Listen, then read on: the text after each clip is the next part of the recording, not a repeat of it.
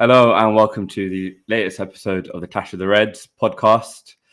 This is a joint production with Footy Corner. We have a North London derby special with Sparx joining us. Welcome in, Sparx. How you doing, man? I'll try and get through. I've got a voice issue. Likewise. I think we both had the game yesterday, so we'll try and get through this podcast today. Yeah, exactly. We have our resident Scouse, Tamim, looking very glum today. How are you, man? Another loss. It's become the new normal. And speaking of losses, obviously we're going to have a bit of a reaction to United losing against Everton. Dog, how are you, man? Yeah, like you Arsenal supporters, I've also got a voice issue as well after the last result, but we'll get to that in a bit. Okay. I bet you have.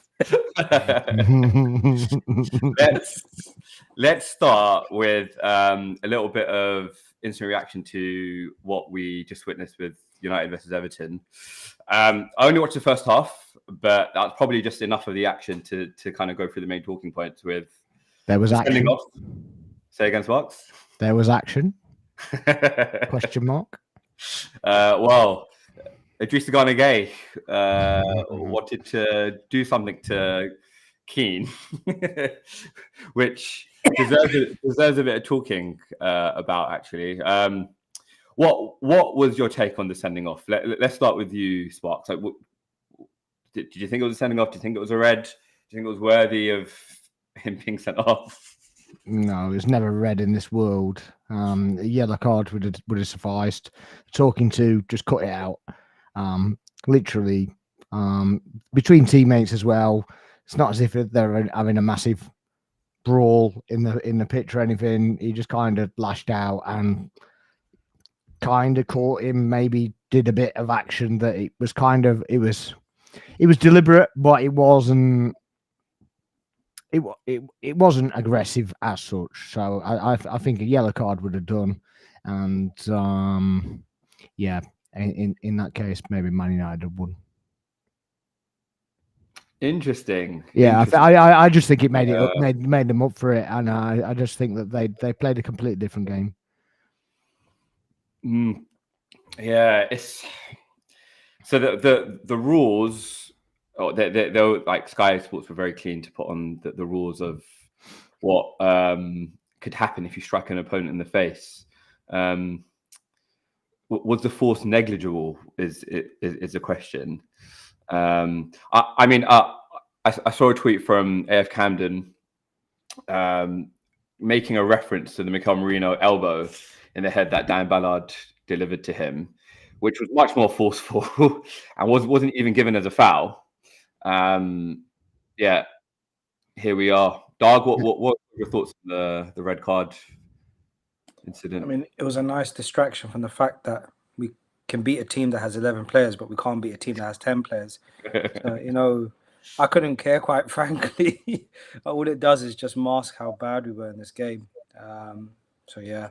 Let the FA do what they need to do, but United have got a lot of questions to answer for themselves, Fair.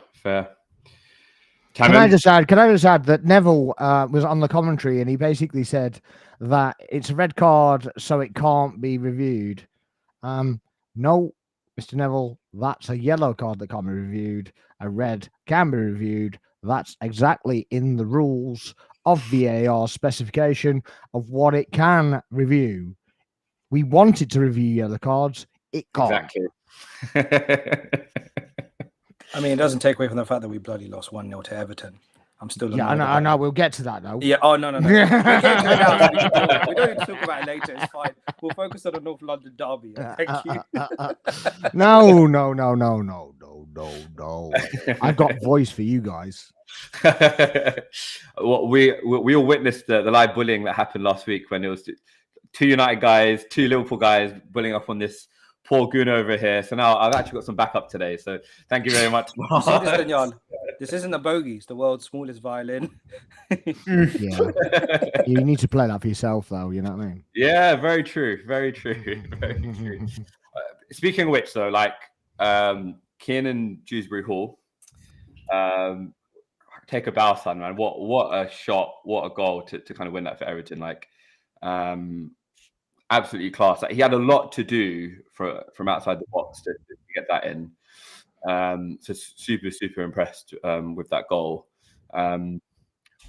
One thing I do want to see is Moyes' reaction to Idrissa Gana Gueye and Michael Keane at half time. Like, I'll definitely have paid to win a fly on that one.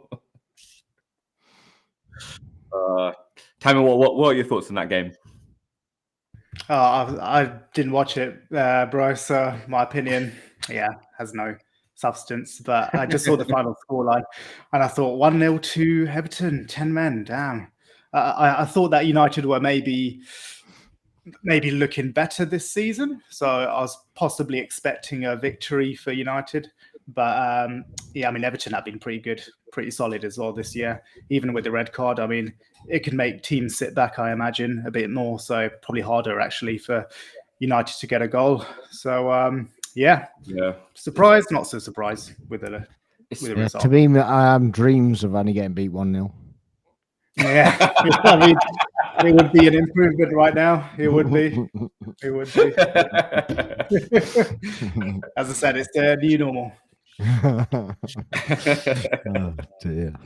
Oh man, it's that way. We've gone to that acceptance stage. That's when it's all going really wrong. I feel like the title race is. I mean, we're definitely obviously out of the title race, but it's between you, City, Chelsea, maybe. Chelsea a second now. Yeah. Chelsea a second now. Yeah. Okay, so the big kind of match for this weekend's game, this round of fixtures, was of course the North London derby.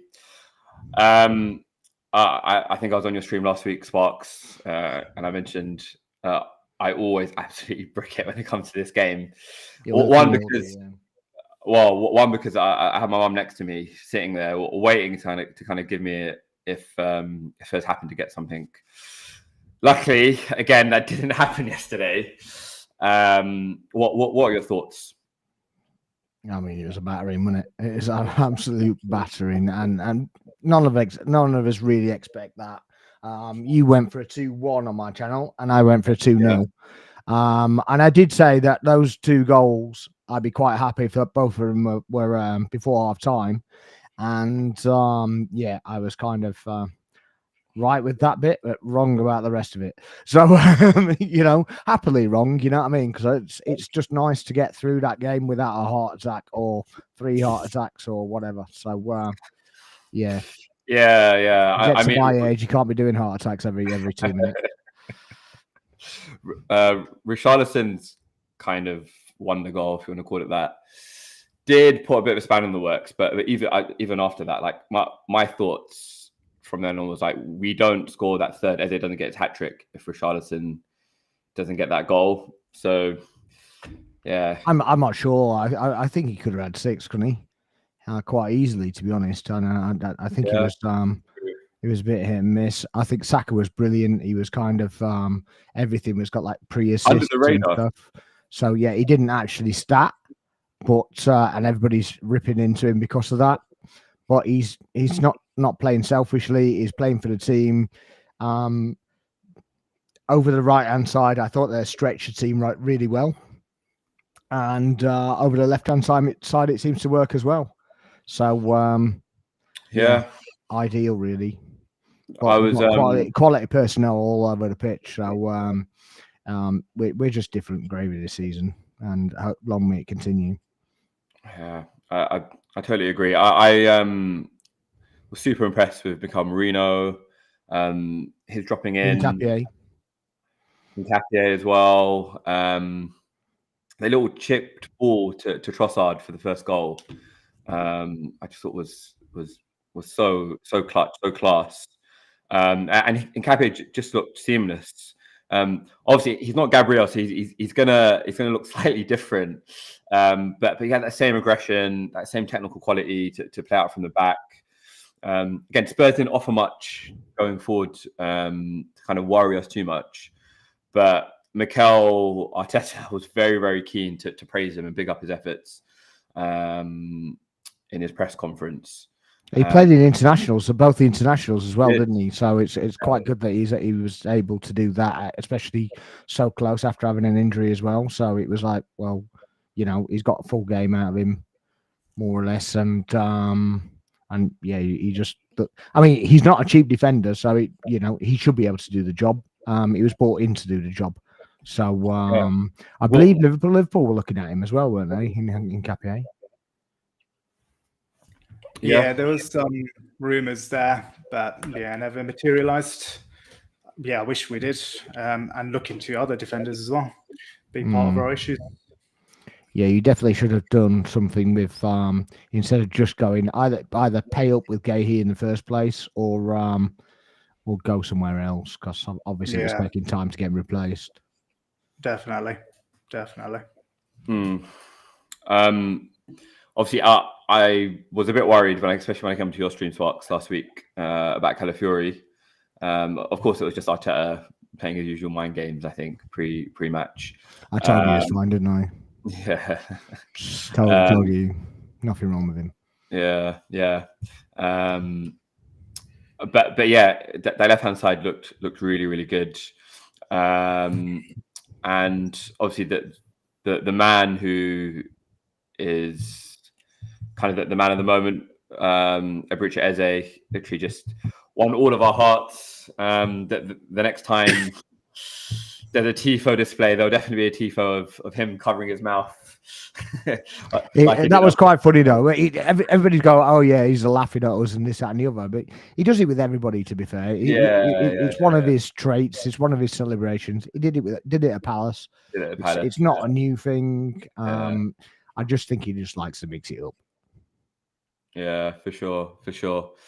What was your favorite goal out of them all, Sparx? All of them.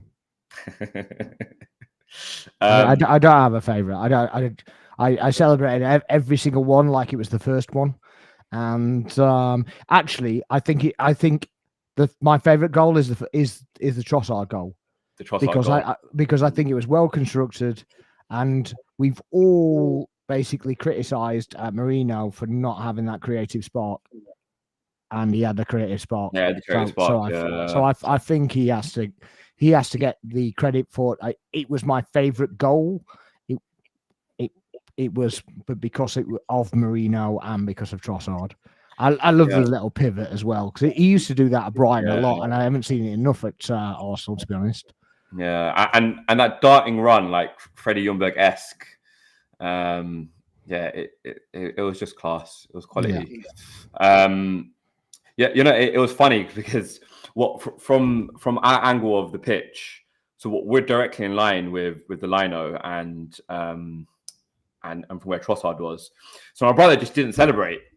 It was like, no, I think it's offside. It's offside. They're going to rule it out. Did look offside. They're going to rule it out. So I was like, okay. And then very quickly, Peter Majuzzi, the Arsenal announcer, announced it. I was like, okay, fine. We can actually celebrate. Because they don't do it, do they? They just put the display up normally. Yeah. There's a delay until it's confirmed.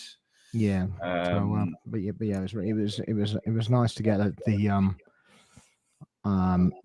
they said that two players were offside, and all Liverpool's fans were up in arms, basically going, "Oh well, ours was offside. Well, it should never have been offside. That goal should stood. The goal last week should stand. Perfectly good goal. The goal this week should stand. Perfectly good goal. The Murillo goal as well. Yeah, but it's but that was handball, isn't it? So it was the same situation where what it did. Yeah, so that's what I'm saying. So that one should stand as well. So Forest had a goal initially ruled out for offside. No, sorry, for handball. Yeah, handball. No, it was still ruled out. Yeah. They didn't allow it, did they? They ruled it out for handball when it's the first one. I think you're talking about, Daniel. Are you talking about the Murillo goal where there was an offside player on the line, but it stood? But then there's a debate of whether that should have stood or not. Yeah, I didn't know there was any debate over that one, to be honest. I thought there was a little bit. Yeah, there was. What was your thoughts, Simon? Yeah, what was your thoughts, Simon? A slightly different situation, but I think there's the whole if Robertson was comparing to the Diaz goal for City, yeah, where Robertson was on the line, yeah, and in a similar situation where Murillo had a shot, and I don't know which Forest player it was, like somewhere near the line, basically in a slightly offside position. Again, not fully in the line of Alisson, so that should stand for sure. But it was just a similar sort of positioning, if that makes sense. I know that the Robertson one was, again, slightly different area, etc. But yeah, it's just a debate of if the DS one sort of the Van Dijk one should have got ruled out, then why didn't the Murillo one? It shouldn't have. It shouldn't have done. Yeah. Did you have anything wrong with the third goal? Just out of curiosity, because you seem to have. No, there's no issues with the other goal. So we deserve to lose that one. If you think I'm implying we didn't deserve to lose or anything like that, no, that's not what I'm going down. No, we got well and truly beat. We got destroyed, as we have been for a while now. At least you don't draw any games, though.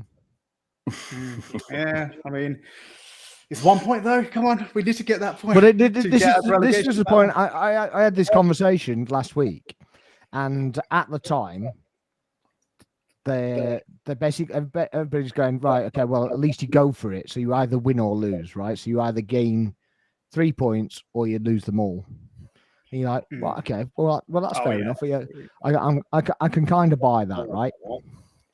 But but still, I don't think I don't think we should be going with that with the team we have, with the squad we have. Nah, yeah, I agree with you, because I think, because I looked at the points last week before this game week.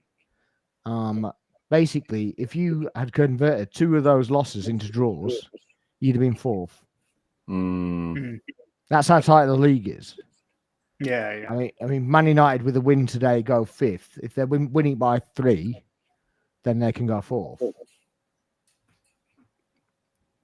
Yeah, it's tight at the moment. It's tight. It's very tight. But I think that more of the top opponents in the same part of the league start to play each other now. So I think it's going to start opening out. So in the same position where Liverpool are, I think all 3 of Liverpool are actually closer to relegation than they are to the title. Did you know? Yeah. Just thought I'd slip that out. We're going to do an ending. We're going to finish 17th, and we're going to finish 17th and win the Champions League. and slot. Honestly, do you see winning the Champions League? No. We're nowhere near the top. Do you see winning anything? No. As it stands, no. So do you want him gone, or are you cool with him just staying, or what? Yeah, I hear both. I hear both sides. I still think there's credit in the bank. What I basically said to you in the last podcast, I think we discussed that, didn't we, slightly? Because there were murmurings of slot out when we had. Yeah, there's been 2 games since then, so obviously. Yeah. 2 losses. It's in that sort of time. As I said, it's credit in the bank.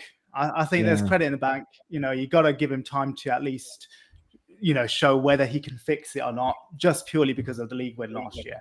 I think he's got that credit in the bank. So you don't think that's Klopp's credit, though? No, I don't think that's Klopp's credit. Okay. He's got part in the squad, of course, but that's not Klopp's credit. Okay. Because Slot won the league. Yeah, just curious. Yeah. I hear the whole. I suppose I understand the narrative you're sort of maybe pushing to. I'm not pushing any narrative, no agenda, no whatever. I was just literally asking what your thoughts were, rather than assuming what you think, like everybody on the internet does. Yeah, that's good. That's fair. Yeah, that's fair. Because there is a lot of this. Oh yeah, Liverpool fans this, or Arsenal fans this or that. Yeah, it is. One person on the internet said it, so the whole fan base of 6 million people, or however many we've got, also agree with that. Everybody thinks the same. You know what I mean? And it's just not the case. Yeah. One collective hive mind, right? Yeah.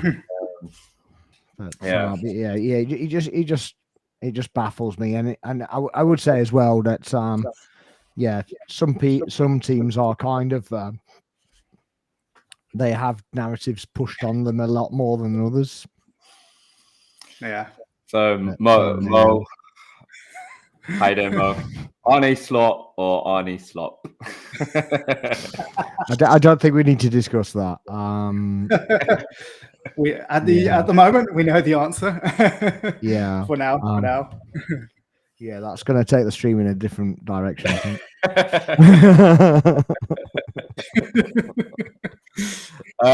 Where do you believe... Gonna go left. So after this weekend's round of fixtures, so Newcastle beating City, Arsenal trumping Spurs. Where does this leave the title race? I'll go with Aussie first. Dog. Look, as I've said throughout the entire season, well, for the last couple of games, I genuinely feel like this is Arsenal's season now. And I know it's still early days, but I think that's just kind of cautious optimism. I think what Arsenal kind of have in their favour is that they have a good depth of players. Last couple of seasons, there's always been that one injury and then suddenly the whole thing falls apart. For some reason this year, I feel like everything's clicking. Liverpool falling apart. Don't think Chelsea will contend for a title. They'll be too kind of ambitious. City are nowhere near as clinical as they have been the last couple of years. Arsenal just look really well oiled. You know, I mean, that for them to beat Tottenham 4-1, I had that down as a 2-1 to either side. And I thought if any team was going to give them a bit of a chase, it would have been Tottenham. But yeah, Arsenal look good, you know, genuinely. And I know the table looks quite tight, but no, Arsenal's going to run away with it. They'll probably win the whole thing by like 3 or 4 points. But still, a win's a win, man. See, I can be humble, Daniel, despite me wearing the shirt. You've done well in that shirt. Yeah, didn't expect that. Kevin? Yeah, I think it's Arsenal's to lose right now. I think you're the strong favourites. Obviously, you know, there's a long way to go, but I even sort of said it from even that last episode we did together with Sparx. I feel like Arsenal looked the strongest, and although mathematically at that time it wasn't as far away, I was still quite negative of our hopes because it's not the mathematical points that we need to climb. It's the way we look when we play, you know, defensively so fragile, attack-wise not creating as much as you guys, not scoring as much as you guys. So all ends of the pitch, we look a lot, you know, more sort of inferior than you guys and City as well. So I said last time I said I think it's sort of like high chance for Arsenal and us and City maybe joint second. But now I would put actually City second favourites. They've looked slightly or a lot better than us. But you guys, yeah, you just have two very good players in every position. Your squad's very strong. The only way I see you guys losing this title is if you somehow have some major defensive injury crisis, because I think defense wins titles, and you guys, yeah, your defense is strong as hell. So that's the only way. We got more defenders than you got attackers, mate. Don't worry about that. Yeah. We just buy another one in January. Love buying defender. You know, Daniel, as I've said before, your biggest challenge. Sorry, Tammin, to interrupt. Your biggest challenge, I genuinely think, is yourselves. I don't think anybody. I mean, if we're looking at Arsenal just over the last few years, I don't know why they just seem to press the panic button. But I just can't see that happening this year. For some reason, like normally I'm always like, they're going to fall apart. Nah, they genuinely look like they've got it all settled. And I think you're just taking it game by game as you do. Yeah, look, no banner. I've even got my old Arsenal shirt from 2016, a former Flame gave me, so I'll have that ready just in case you guys do win the league. And I don't want to get beaten up in Holloway Road or Finsbury Park. Get jacked outside Eden's Cottage. Okay, you know, you were going on about that, right? The funniest thing that happened to me on the way to the game yesterday. It was like I was on the tube, and there was a group of Spurs fans basically being ushered down the station, and they started shouting down the station and started shouting through the window. And I had a scarf on, didn't have a shirt on or anything like that, but I had a scarf on, and the geezers just started mouthing at me through the door. The doors are closed. It's just started going at me, just like pulling really aggressive faces. I'm just like, they're laughing at him, going, "What are you doing?" And he threw a drink at me on the train. So he's thrown it at the train. And I'm just like, you just don't have a drink anymore. What are you doing? I'm not wet. I'm not covered in drink. You just don't have a drink anymore. Really? Was that what was that pre-game? Yeah, that was before the game. Yeah, because we couldn't come across on the way back. Most of them left by 3-0, right, at 60 minutes. Yeah. I think 72 minutes. It was like a fire drill. So definitely. And in fairness, we've had fire drills, and I mean our side. So it happens. Dog was with me during those dark times during the Unai era. Yeah, that was good fun, man. That was hilarious. Yeah, now you're living it. Yeah, exactly. It's all right, man. So it's just a slump. It's just a slump. It's just a scratch. You've got no legs, you bastard. It's just a scratch.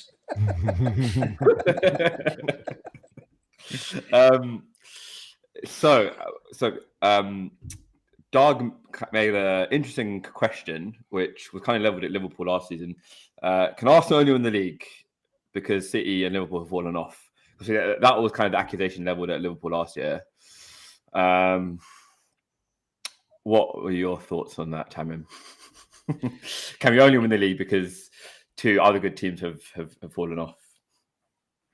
Can you only win the league because of that? I wouldn't say so, no. But I think it's funny how that was brought up a lot last year, right? About Liverpool only won the league because the other two teams were weak. But I've said this many times, and you know this is true, Daniel. Even before last year, I've said winning a Prem is hard. It's hard work. It's an achievement. It doesn't matter what, you've got to be better than 19 other teams. You've got to be the best out of the 20 at the top level. So of course, if you win the league, you're better than the rest, and the other teams aren't as strong as you, in theory. Yeah. So you can say that in any season, really. Okay, yeah, I mean, comparing back to certain other teams and how they match up with strength, but every year is tough. This year, if you win the league, you could say that Liverpool aren't at our best. We're not maybe the best Liverpool team you've seen in the last 10 years. You could say that about City, but it's still strong teams. But then you could say other teams are strong as hell. You could say Chelsea have revamped in strength. Again, if you win the league, it's because you're the best out of the 20. It's as simple as that. So I think it's an interesting question because of maybe what was brought up last year about Liverpool's win, and then how does it relate? There's got to be fairness there, but I think it's not fair on either team, really, when you think about it. Yeah, I think you've got to be the best team in the league. So yeah, that's my take on it. I think discrediting any title win, even like a COVID era or whatever it is, I actually think the COVID era was probably harder, specifically for Liverpool, than it was for anybody else, because they rely on the crowd. They did rely on the crowd quite a lot, but it's not really that raucous atmosphere since COVID, to be honest. But I think at that time, the come down from 18-19 to 19-20, I think that would hurt Liverpool more than most teams, to be honest. So I think it was actually a massive achievement for them to do it for them to do it then, and I actually think it was a bigger achievement to do it then than it was to do it last year. That's a nice take. Yeah, I think a lot of people forget that we were sort of like 20 points clear or so before the COVID stuff started even happening. Like we were. Yeah, well, we wanted them to cancel the league because obviously, because we were that far ahead. So we were just like, just cancel it. Let's start again. Just to screw Liverpool. So don't blame you. Give us all a fighting chance again. Yeah. Just when we're about to win the bloody league in my lifetime. Yeah. You can guarantee if that was us, they would have. Yeah. We have another United fan joining us. Apologies for the late train. Dr. Omar, how are you, man? I'm good. Yourselves? All good, man. All good. Recovered from that. I was going to say humiliation, but I guess you're kind of used to it, right? More or less, yeah. It's just another night at Old Trafford. a sucker for pain, yeah. Yeah. Man, what your quick thoughts on that match? Yes, I didn't manage to get to watch it, so I was sort of read up on it, and it just sounds like another sort of lackluster United performance, one where we've not got any energy. I haven't read loads on it yet, so I still need to sort of catch up on it as to who's to blame. From what I've sort of understood, a little bit of tactical. Can I give you a bit of advice? Yep. Don't watch it. No, probably won't. Not now. Not after all of that. Especially considering that they were pretty much 10 men for 90% of the match. It sounds like a bit of a depressing one. Did you see the slap from? No, I saw some of the pictures. Okay. Yeah, I suppose I think some of your messages earlier talking about comparison to the Marino incident. I suppose the only difference I'd say in this one was the intention, in terms of he went in for the hit rather than, you could argue, he was challenging for the ball or anything like that. That's the only difference you would argue on that front. This was an off the ball incident. But yeah. Fair. So B has come in. Is the Silver side the worst reigning Premier League champions since Leicester City? I mean, again, it remains to be seen. If they carry on losing 6 out of 7 losses. In fairness, Blackburn were pretty bad. Blackburn were pretty bad, yeah. And Chelsea did. Chelsea, yeah, there's that finished season, 12th, didn't they? Yeah, when Marino got sacked the second time. Yeah. I mean, they didn't spend 450 million quid though and break the transfer record twice. So I will at that point. But yeah, they spend that for breakfast, mate. They probably. It's right. I said they spend that for breakfast, mate. Yeah, but they Not don't, anymore, though, do maybe. they? That's the point. You don't anyway. You've never really done that. It's the first time. Yeah. It's like, yeah. And I've watched Liverpool streams and whatever, and just like, oh, we're just going to go and splash this on that, and we're going to splash this on this. We're going to spend another 200 million quid. You know, have you not seen FSG for the last however many years? Yeah. They don't historically do that. They've done it in a bulk because they tried to get it done, sealed, and delivered, and it's gone south. Yeah, it was years of building up those good finance sheets, you know, selling youth team players smartly, buying players here and there sort of thing, then steadily improving our club from the shit days of Rodgers and Hodgson, all that sort of stuff, basically coming together, and finally a massive sort of transfer window as a result of all of that. Yeah. Can I just ask Tamim? You know, on the last transfer window, what do you think, if you put your finger on one thing that you would have done differently from the transfer window, what would it be?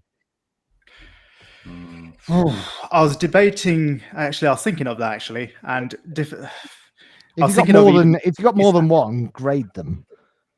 Yeah. Instead of spending on Isak, what you were about to say, if we got more than one good defender, I think that's definitely the what I would have done differently. I think we definitely needed a few attacking reinforcements for sure, but clearly the defense was an issue, and we knew that. We knew Van Dijk's aging. We knew that obviously Trent is leaving, and although Trent's not known for his defensive capabilities, we still need a replacement at the end of the day. Robertson was showing signs of declining. We always felt last year we didn't really have good centre back cover, but we got lucky that Van Dijk didn't get injured or anything. So I always felt, even before the transfer window started, I had hoped we'd got a centre back, maybe 2 centre backs, and even a defensive midfielder. Because a point I made even to Daniel about not going after another defensive midfielder after failing to sign Caicedo. Yeah, I feel like the defense should have been a priority. A defense should have been definitely the priority, and attack should have been second priority. For me, even Isak, I actually think that the worst thing you did was sell Diaz. As soon as anything the thing that happened with Jota, I think you should have kept Diaz. You should have gone. All sales are off. You just literally go, right, okay, what money do you want now?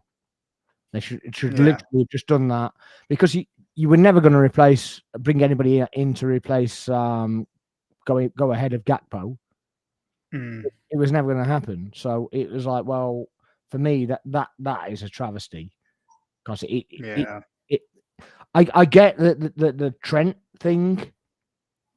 Trent was the outlet, and he'd normally play it to Diaz. But now you've only got Van Dijk, who can spray that ball basically to Salah, who's not having the greatest form. So he could normally play it left, or he could play it right, but he can't play it.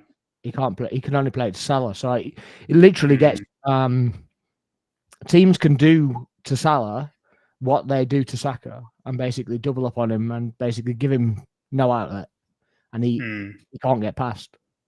Yeah.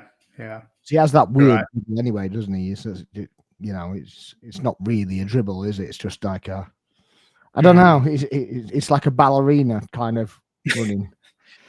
It's like a cartoon, like a cartoon. It's a bit like a cartoon where it actually doesn't. His feet don't move that much, but he's running. It's really waiting weird. to go for it, but then it's not going for it. Yeah, it's just like kicking loads of smoke up behind him, but not actually going anywhere. It's odd. Revving the car. A moonwalk. It's like a moonwalk, isn't it? Going dribbling moonwalk. That's what it seems like nowadays. Yeah. But yeah, right. I think the Trent and Diaz one is key. Yeah, even Diaz's pressing and the whole philosophy of sort of, because we were never really, well, we could play the ball possession kind of game, but we were sort of known for that relentless kind of press, winning the ball back. And Diaz was a key sort of figure in that, as well as obviously like Mane, Firmino, etc. But, Diaz was good for that sort of thing. And letting someone like that go, like I said, I think that's a key loss.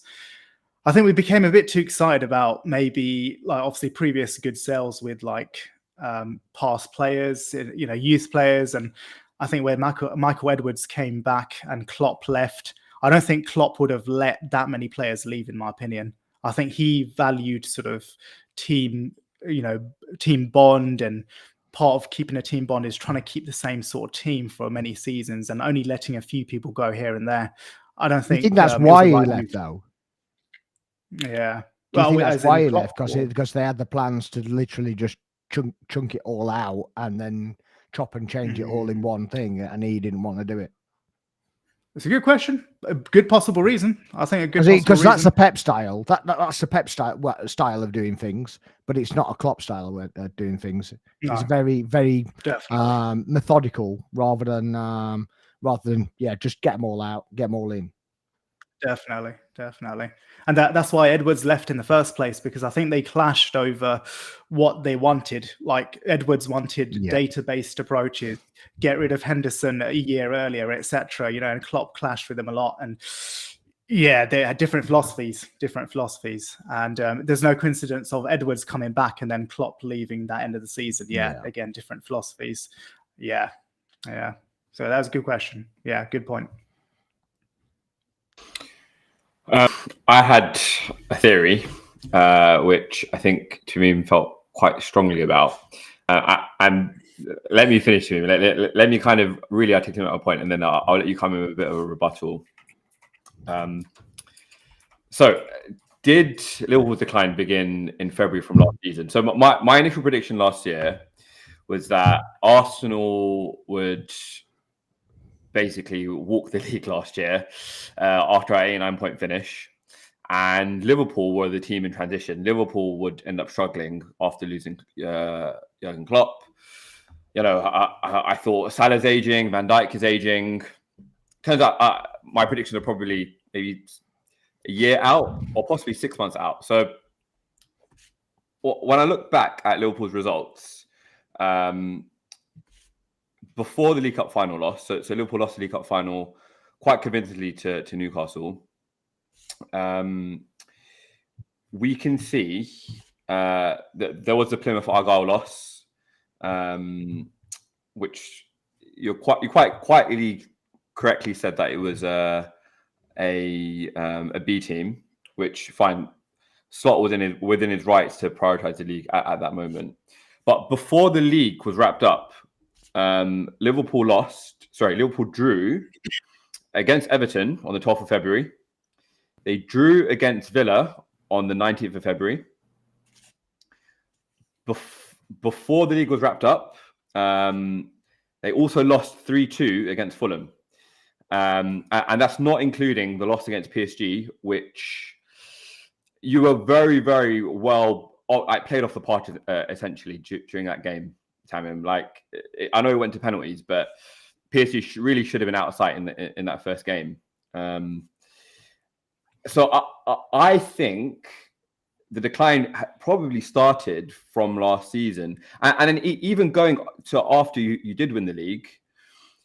A 3-1 loss against Chelsea, 3 goals shipped. A 2-2 draw against Arsenal, where you were winning 2-0, where you really should have ramped home, like really completely put the nail in our coffin. Yeah, dodgy penalty, goal disallowed. Yeah. Yeah. Yeah. And then you ended up losing to Brighton, and then you end up lifting the title to a 1-1 draw against Palace at Anfield. I mean, these aren't like convincing wins. I don't buy this narrative that Liverpool just gave up, that you just stopped. What are your thoughts on this? Because I do think it's been in the works for some time, but before transition talk. Yeah, I hear where you're coming from, and I'll explain why I don't think it's a decline and more of an overestimation of what we were capable of.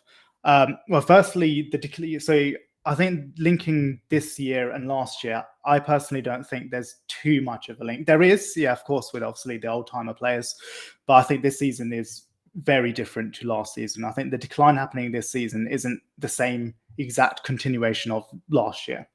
I think there's so many different factors this year with the whole players, revamp of the squad, etc. Slot not knowing what to do with the players. I think that's mainly what it is this year. About last year, so I think that it looks like a decline just purely on the results. But what I will say is, having watched 95%, pretty much all of the games, barring 1 or 2 last year, even in the first half of the season where we had that run of winning like 18 in a row or whatever the good run was, we looked good, but we weren't great. And that was actually something that a lot of the pundits picked up on. I think Martin Keown himself said it like during one of the weeks in November, December, like, they're looking okay, but they're not looking that great. As in, is this sustainable? Like, you guys remember the whole sustainable narrative, like unsustainable kind of way of play. Like, there were a lot of games we were 1-0 down and we got back up to win 2-1, 3-1. Like, we were known as second half FC. That's another sort of term thrown at us, even in our good streak. So I think the point I'm trying to make is that the second half of the season, I genuinely, watching all those games, I didn't see too much of a difference in play than the first half of the season. I think we won a lot more games in the first half of the season, but we still had a pretty good run from January onwards. I think we had a bad week. When you look at that bad week of PSG, Newcastle lost, they were together. PSG, I could see us losing to even in the first half of that season, as I said, because PSG, in my opinion, were, well, not just my opinion, they won the Champions League. So they were the best team in the world at that point. And they had Kvaratskhelia joined them in January. They had their midfield sorted with Neves and Vitinha. They were looking good. So if that PSG had faced us in the first half of the season, we still lose that, in my opinion. Then came the Newcastle game straight after. At that point in time, Newcastle were flying. They had Tonali back from that ban. I don't know if it was last year or the year before, but they were flying. They were flying with Eddie Howe. They beat you guys 4-0 as well. I know you had your troubles with maybe injuries or maybe not prioritizing Carabao. But just to interrupt you on that, because that's actually wrong. It was a 2-legged tie. It was 2-0 at home and then 2-0 away. But yeah. Yeah. I mean, 4-0 overall. That's what I meant. Yeah. So, yeah, I think the point I'm trying to say is Newcastle were very strong at that point in time, and a loss to them could easily happen. I don't think that's part of a decline. I think that could happen even at Slot's best of the first half of the season. So I think the point I'm trying to make is that there wasn't really a decline as such. I think we weren't that special. We weren't really invincible in the first half of the season. And a lot of pundits, a lot of Liverpool fans ourselves were picking this up. Like, we were winning games, but we were still going down 1-0, bringing them back. And we weren't really that convincing. We were called unsustainable. We were called second half FC. So it's just that the results eventually caught up, in my opinion. We weren't all that special. And I've seen better Liverpool sides than the first half of last year. So that's what I was trying to say to you about, I don't think it's necessarily a decline. I think it's just the same level. And we eventually got found out against a top team like PSG. The other results, Fulham, Newcastle, like I said, that could have happened. We lost to Forest in the first half of the season. So, and that was at Anfield as well. So, yeah, I don't think it's a decline. I think it was a whole level. They were particularly good. Sorry? Forest were particularly good against the big sides last season. Yeah, they were very good that game. Very good. They had the right game plan. Very good. Sparx, what are your thoughts? Do you think Liverpool in decline from before the season started? I think it stemmed from the holiday. I think that they're basically the players kind of saw that and they've gone, this guy's unserious. I think that normal managers will basically go for as many points as they can get, particularly if they're out of the Champions League, they're out of everything else. They'll literally just go hammer and tong, try and get as many points as they can, try and make do a record, try and do whatever they can do. I understand if they're in the Champions League that then they go, right, okay, title's done.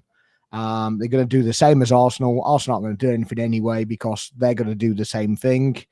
I do think it was a bit of a decline, and I think that kind of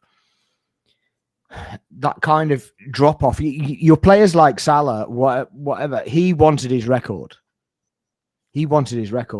And as much as he's probably in a bit of mourning as well, I just think that intensity being taken out of his mindset, as it basically just went, well, why should I bother? Then the team is not supporting me get my record, so why should I bother? I've already won the title, so he doesn't really care. And I seriously think that their particular goal is probably Champions League this year anyway. Because they don't care about the title, purely because they're not going to hit a record, they're not going to do something and go down in history doing it. So I seriously think that affects the mindset of top level athletes, particularly ones that are on their peak of their careers, because obviously once it's like a car, isn't it? Basically, it'll do that little bit more juice before it dies. So, a Carragher saying, leave football before it leaves you. But if you leave it mentally, right, then it's going to leave you, isn't it? That's a very good point, I think. Actually, fair point, Sparx, actually, about the mentality behind it, and maybe taking the foot off the gas, or maybe seeing your manager on holiday. That's actually, those are fair points. I'm just saying that he wanted those personal accolades, those personal records, and everybody knew, including the manager. And if he just goes, yeah, let's go to Dubai or whatever it was, then he's going, well, why? It just didn't make any sense. Interesting theory. Once, like, he got the bag, once he got his new contract, and also us as Arsenal, we know about that. Or Salabang. Yeah. but Van Dijk as well, right? He got a new deal also. Just mentally, you feel like you've achieved something. Mentally, you kind of down tools a little bit. Yeah. Even if you don't want to, it can take the edge off. I can imagine just that extra bit of incentivization. Yeah, I can imagine. Yeah, at the top level. That's two things that have basically gone off his head straight away. Do you know what I mean? So it's like it's two things that's just gone. Yeah. Well, nobody gives a crap, and I'm getting the money. So, all right, whatever. Yeah, I thought that was a bold joke. Sorry. He wasn't, but he could have been. Yeah, he has had turkey treatment, hasn't he? Salah has, yeah. I think Salt will need a number of trips to Turkey to get his head back. But he'll end up looking like Some can't be saved. Yeah. Some of them he can't only be. look like Charlie Yeah. when he comes back, being just like a random. Oh dear. Oh gosh, yeah, it's too late in the day. Can I know, in the short term, what do you think the solution is for Liverpool? You know what? I'm finding that a hard question to answer. I think short term, I'm straight away actually thinking of Endo. Weirdly enough, I think we need a defensive midfielder in the team right now. We know we need a better defense, but right now, can we make the defense better? We can't recruit someone right now, can we? There's no transfer window open. Can we fix Konate's mindset? I don't know. Van Dijk aging, Gomez he was declining a few years ago. Leone is injured. You know, that Gahey signing should have happened, or if it wasn't Gahey, then it should have been someone else. Okay, so he can't really resolve that issue. I think putting Endo in, a ball winner in midfield, can help, solve a lot of the issues. Not all of them, of course, because we've got plenty of issues. But I think, what I said in the group with Daniel about Gravenberch being an 8 and not trying to go for someone else after we failed to get Caicedo. I mean, we technically did obviously get Endo after, but not like as a key player for the team. Not as a starting defensive midfielder. Then last year, Gravenberch obviously came good, but his skills lie in, I think, ball carrying, dribbling, shooting, etc. He's more of an 8, more of a box-to-box midfielder. And Bayern Munich knew that. Ajax knew that. And I think that's where he's had his best games. The man of the match games he's had is what he's doing there. McAllister's not that. And I think where our defense is weaker, we can't really get away with playing 8s in the middle of the park. We need a defensive midfielder to help them out. So I think, short term, stick Endo on. Slot's not going to do it because he's stubborn, but stick Endo on, in my opinion. So wait, I'm hearing what I'm hearing is the downfall for Liverpool is Arsenal, right? So we basically got Zubimendi, and you're screwed, and that's it. That's that. I don't love Zubimendi. Yeah. Well, it's Arsenal and Chelsea, isn't it? Arsenal and Chelsea are the down. Chelsea did them over with Lavia and Caicedo in that. I mean, Lavia can't stay fit to he's a different gravy. You'd be glad not to have him, to be honest. He plays like 3 games a year or whatever it is. Yeah. Sturridge a run for his money. Yeah, even Diaby played more game time than him. Yeah. Interesting thoughts about Liverpool's decline there. Very interesting thoughts. Anyway, we're going to break down this Man United game because these two down the bottom are getting off lightly here. I'll summarize it for you. We're crap. Good. You can't end with that. That's just a cop out. We know you're crap, but why are you crap? We've had our peak of the season. We've had our peak of the season. Those games that we somehow just managed to win. I knew something bad was coming when we drew 2 games, once against Tottenham and the other against, I think, Forest. So yeah, I mean, it's like Omar's mentioned so many times before. We have to go behind to kind of get in front. It's just not good football. Too reactionary. I'm just wondering if one of our players will get an injury, then everything will just fall apart. But yeah, standard. They have that, haven't they? Because Cunha got injured. He got injured, didn't he? So that's Seth goes out for a month, isn't it? There you go. But yeah, I didn't understand the Shaw. I mean, I know Neville was going on about it, but the Shaw and it was the other guy that was out on the wing. But they were just studying for Dog. No, Dogu's. I think he's crap anyway. Oh, yeah, but the other Dallo that came on, he's crap. But they were just there, and they're just playing. Remember when we used to play like that, Daniel, and literally just stand in front and stand still and expect things to happen. And it's just like it's not going to happen. And then you cross it into the box, and there's nobody that can head ball. Yes, Cedric. We should change our name to Mannequin FC. Seriously, that's how bad. I'll tell you what, though. As much as Pickford kind of saved them in that game, he could have lost in that game because his distribution is absolutely god awful. Could have, should have, didn't. That's always the case with you. No, I'm not saying you know what I mean. Like, it's just, obviously. Yeah. These are all what ifs. Like, the reality is like losing to Everton, like a 1-0 and against 10 men. Like, seriously, what more do you want? It's just excuses, you know. And take a defender off, put an attacker on, for God's sake. What can I say? Isn't it?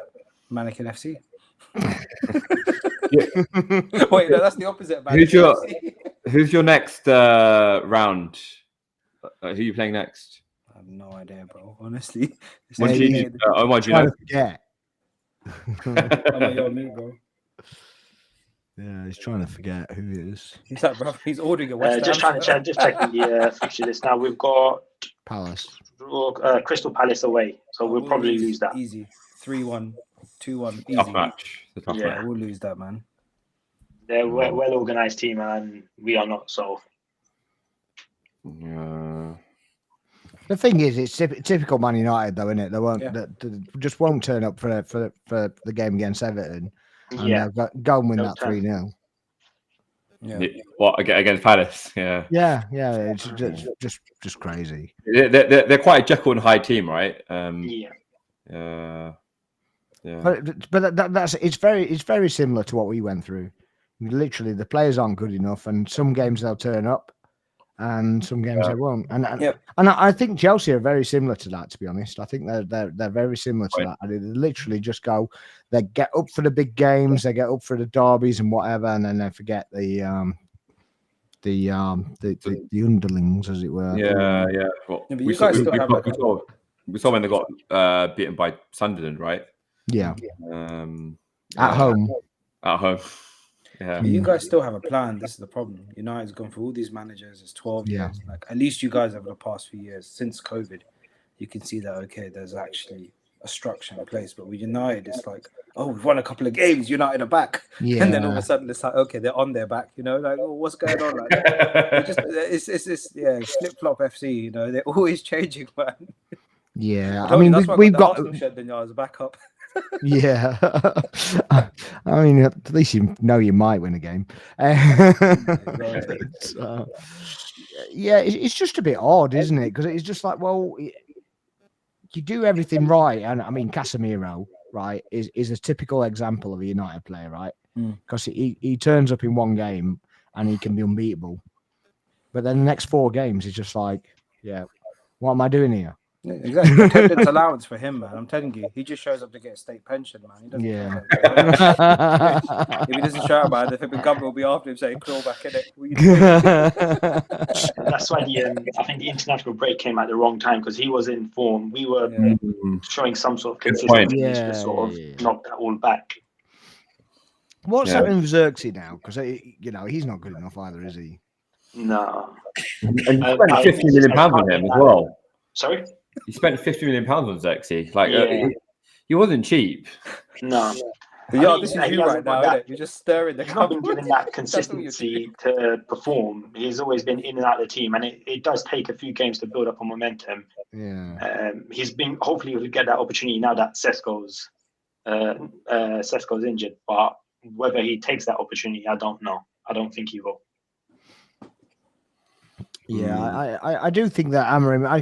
I like Amorim some games when I watch him, and then other games I just like he's just like, like who's the Tinkerman? Who's the Chelsea guy? Claudio Ranieri. Ranieri, and he just literally tinkers with everything, finds a solution, and then he doesn't do it again. Yeah. You're like, what are you doing?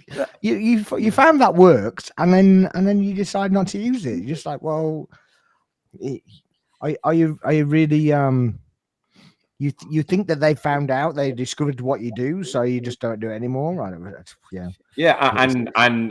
the stubbornness to stick to his back five when you can tell it's not working. I don't really mind that, to be honest, because at least it shows a direction. But if it's not working and you're leaving holes, because what they were doing was leaving so much space between the midfield and the attack. Yeah. That Casemiro was just like there and going, roaming hello, around. Where am I? hello, I'm on my Where's the own. bus stop? Trying to get a ball to you. You're kind of beyond the line, and there's nothing really I can do. Reminds me of when Xhaka was being played out of position, right? Sparks in like 2019, 2020. Yeah. But then if Xhaka was coming back into that position, he would have dealt with that better because obviously he can lay a ball off. But Casemiro doesn't really do that. He's a bit of a spoiler, and then he plays the easier ball and then piles into the box afterwards. He's not really a technical passer. He's not going to get the ball in behind so many times, is he? Yeah. You rely on Bruno for that. My problem with United, they only seem to kind of plan for one game at a time, and whilst that may be good if you're fighting relegation, I just feel like every game Amarin's sort of there, he's almost like looking over his shoulder constantly. Like, am I going to get sacked? Am I going to get sacked? Like, he's looking at his shoes. That's what he's doing. He's not even looking at his shoulder. He just looks at his shoes. His little tactic board. Yeah, that was funny. If he was at Arsenal, I genuinely believe he would smash it with those players, 100%. Because the club would actually back him and say, "Do your thing," and I think he would smash it. I'll tell you what annoyed me as well. You know, in that Grimsby Town, in that penalty shootout, right? Don't mind me. No, I'm not talking about the specific penalty shootout, but yeah, your two new signings, missing penalties. I've got to add that. But anyway, I can't miss an opportunity like that. But anyway, but if my guy is sat in the back of the dugout, not watching the penalties, I'm picking up the fucking ball and I'm kicking the ball at his head. I have to suffer this. You're fucking watching it. This is your team. And he didn't even put it out, and he's literally hiding in the back of the dugout, and like that. I wouldn't be wearing that. Wouldn't be having that at all. And Sesko as well. Like apparently, it was Amarin's instruction to put Sesko the 11th penalty taker. Your £75 million signing. I mean, I don't want to relitigate that Grimsby Town defeat, but that is mad. We're still in the title race. Crazy. Cool. We've got unbeaten rest of the season. Yeah, you would have been on for the title had you won today, wouldn't you? It's just a scratch, like I said. It's just a scratch. Yeah. No issues. Omar's grinning like, shut up, man. Don't give him more ammo. Yeah. Next time I'm about pulling out. They have enough ammo. They have memories. They don't need ammo more. But you know what's crazy though? Had we won those games that we drew and we won today, we'd be what, third maybe? Fourth? You'd be fifth. You'd have been fifth. No, we wouldn't be fifth, no. Oh, including other ones. Okay. If those two games we drew, so if we won them, so we'd have had 4, and if we won today, we'd have had 7 points. Yeah, it would have been what, second even, no? That'd give us what, 20? We have 18 at the moment, right? Is it? Yeah. You got 3 draws. What are you saying? If you turn them all into wins? If we had we should have won against Forest. But if we had won, I guess like you mentioned earlier about how tight the title is. Had we won those games, which I know is a big if, we could have easily been sitting at second. But yeah, it's all wishful thinking with United. Well, if you turn one of those into a win, obviously you got 2 more points. That puts you 6th. Yeah, that's not good enough. We'll end this discussion now. There's no wishful thinking, is it? If you turn 2 of those into wins, then obviously that's 4 points. That puts you on 22 points, and you'd be 4th. Really? Shit. Sorry. NSFW, sorry. We're not monetized, don't we? What about we're not Chelsea? that privileged, mate. Sorry. What do you Arsenal guys think about Chelsea? Are they a title challenge for you? Right now they are, but I mean, I expect them to when the Champions League knockout stages come on, I expect them to drop off. That's when it's fine when it's like this, when they're drip fed. I think they I think last season they were helped massively by being able to fully rotate for the Conference League. But I still expect them to finish roughly in the same positions. Between third and fifth, I would have thought. And that's also a good point, actually, because they were about 4 points behind Liverpool at one point, around about Christmas time, like just before the Christmas run in.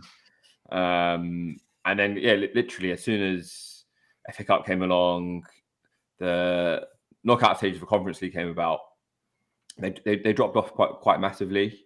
And there just seems to be like just too much change going on there as well. Like, losing Madueke, getting Gittins in, getting Garnacho, Stavio there coming in as well. Like, it's just too much. Gittins looks okay, to be honest. He does look okay, but I don't think he's I don't think he's a massive upgrade on Madueke, to be honest with you. I really don't. I don't see it being a massive upgrade, honestly. Yeah.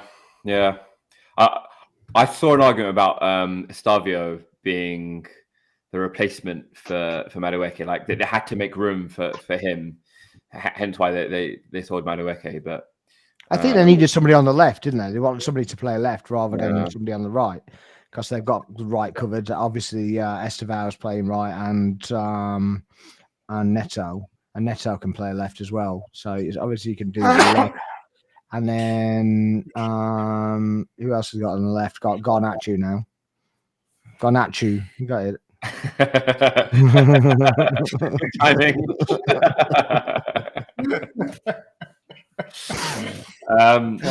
Well played. We've had B's question up on the screen for a little while, and we haven't attempted to answer it. Well, Tamim specifically. Tamim, would you take Klopp back as interim to end of the season if Klopp was to go? I'll answer it quickly. I'll say no. I think long-term solution is the best. I think Slot's got credit in the bank. Let's see, can he turn it around? If he can't, then look for a different long-term solution. I think we have to move on from Klopp. Can't be chopping and changing and doing these kind of things quick time. It's long-term solutions, in my opinion. So no. It's a good question. Who like if Slot was to go tomorrow, who would you have instead? Arteta. I tell you what Arteta would do for United right now. I mean, Iraola is a good choice, but that's the thing. Like, if you know the whole get Slot out, I mean, who do you get then instead at this point in the season, realistically? So that's also one reason why I'm not Slot out, as you asked earlier. My problem with Iraola for a top six side is, does he play the same way that he basically he plays with a top six side? Because if you're going to do that, you might as well get Ange.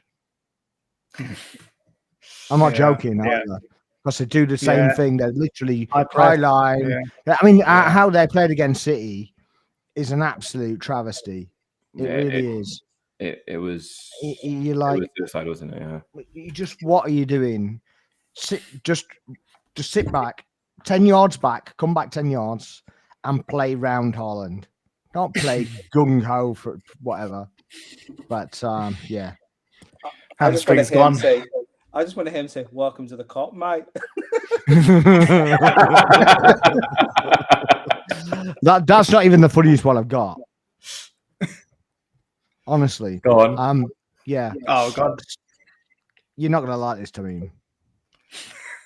You are not. I want to hear it still. One little bit. Slot reminds me of Ten Hag. I read that last episode as well. It was one of the commenters said that. What makes you think that? I just think it's going Dutch. He basically wants all the Dutch players playing in a position. He's almost playing it like the national team. And he actually made a reference when he did an interview. He actually made a reference to the national team. And he's like, "You're not managing the national team. Why are you referencing it? It doesn't make any sense." And it's almost like he's kind of a bit muddled up in his head. And and although Ten Hag wasn't necessarily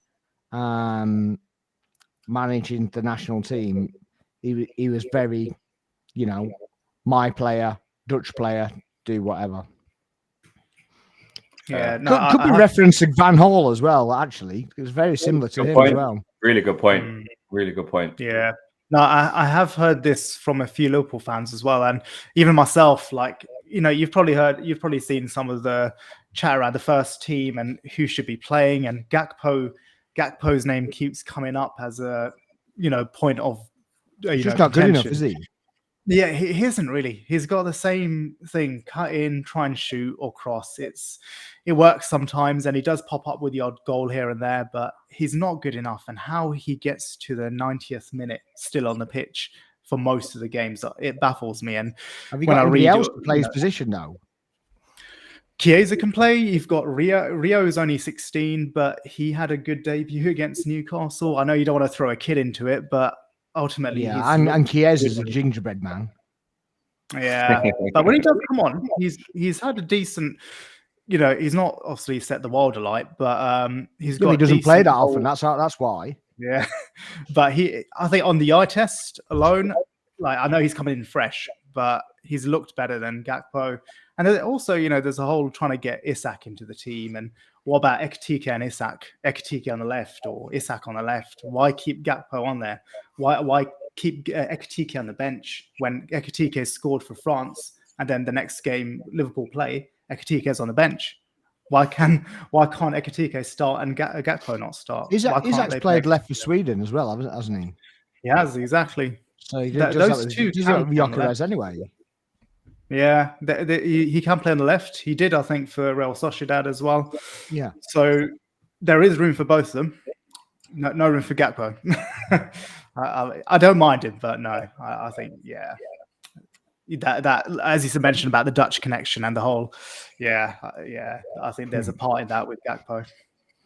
United fans are loving that. Let's stick with Van Gaal, yeah. And make sure he brings in Mike Schmalling.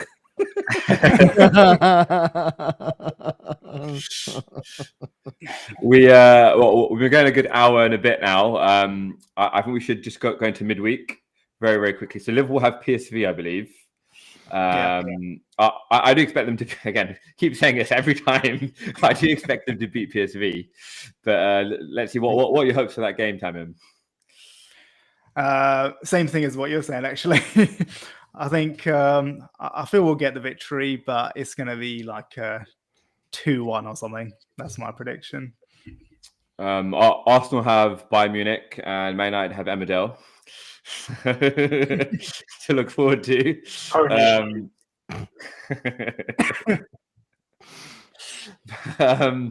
think me and Sparx both said we think it'll probably be a draw in midweek. Obviously, we're hoping for the win. What are your thoughts on that match, Tamim? Arsenal Bayern. Oh, that's one of your, that's one of the teams you fear. PTSD there. You don't fear anybody now. I don't know. I think it'll be tighter this time round. Well, to be fair, last time you played, it was pretty tight. And you guys gave a good showing. I think Bayern just had the experience to get the winner. But you dominated them, I think, in terms of possession. I think you had a decent amount of chances to get the victory. So, I think, I don't know. Bayern are looking strong, though. Elise, Kane, they're looking on fire. So, I don't know. I think it's going to be a close game. Yeah, I don't know. I'm saying draw. Okay, cool. United boys, Omar, what do you think? Arsenal Bayern? I'll lean towards Arsenal more because I think Arteta's probably got a little bit more experience than Company in these kinds of situations, and the fact that you're at home as well. 3-0 advantage. Sorry. Say again? Sorry, bro. You said something. I think that's what will give you that main advantage, is that the 12th man of the fans.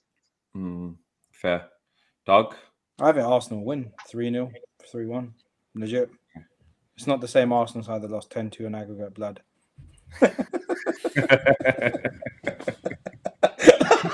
10-2 in aggregate, 2 years, man. 10-2 in aggregate. Let's go, lad.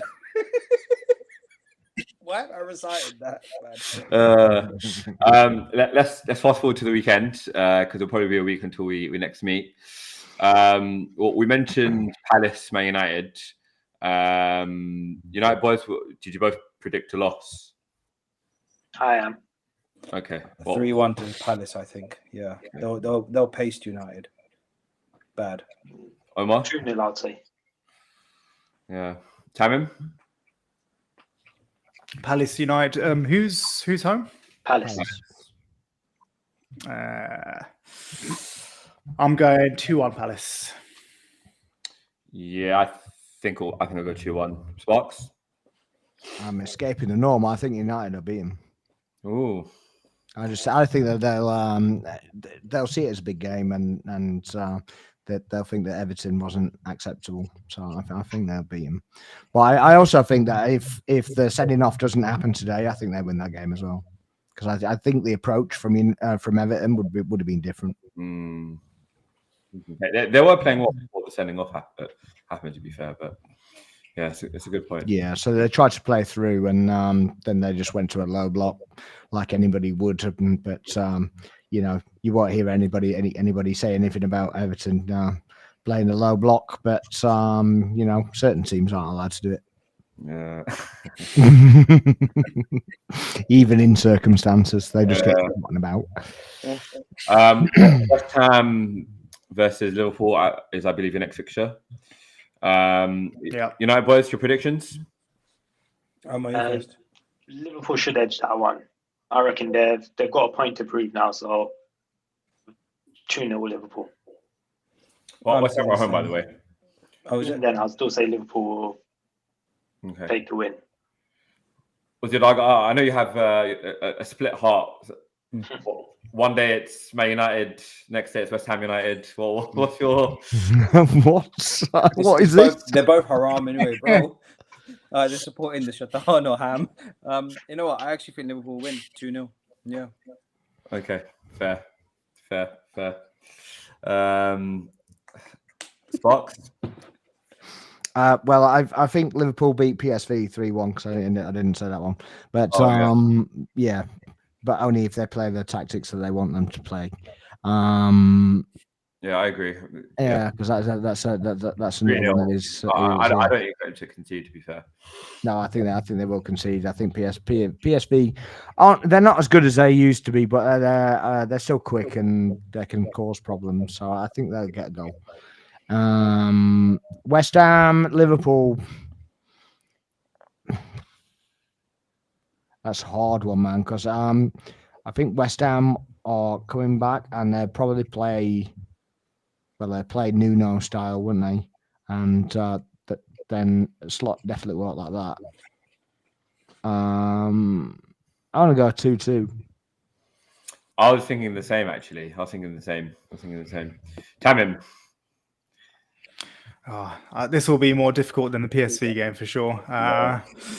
They beat Newcastle, didn't they? Not long ago, West Ham. They kind of looking like crap that day. Newcastle were rubbish. Yeah. They were crap.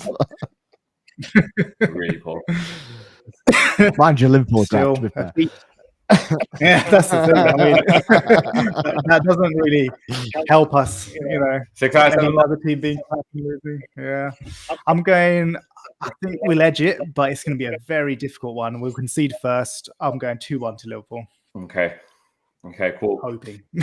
More of hope, really. And the main event of the weekend, Chelsea versus Arsenal, 4:30 kickoff on Sunday. United boys? Arsenal, 1-0. Arsenal, 2-0. Okay. Tamim? Arsenal 1-0. I think Chelsea's defence ain't going to be able to hold it. Okay, fair. Sparx, what's your thoughts? Yeah, you're going to have to go first. I'm going to go 2-0 Arsenal. Yeah, I think a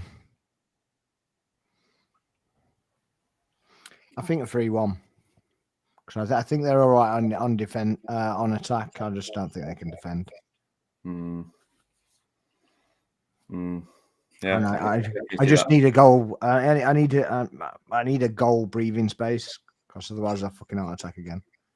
I don't need it in my life. Yeah. I feel you, man. I feel you. All right. Well, we have gone a good hour and 20 minutes. Thank you for everyone who's tuned in.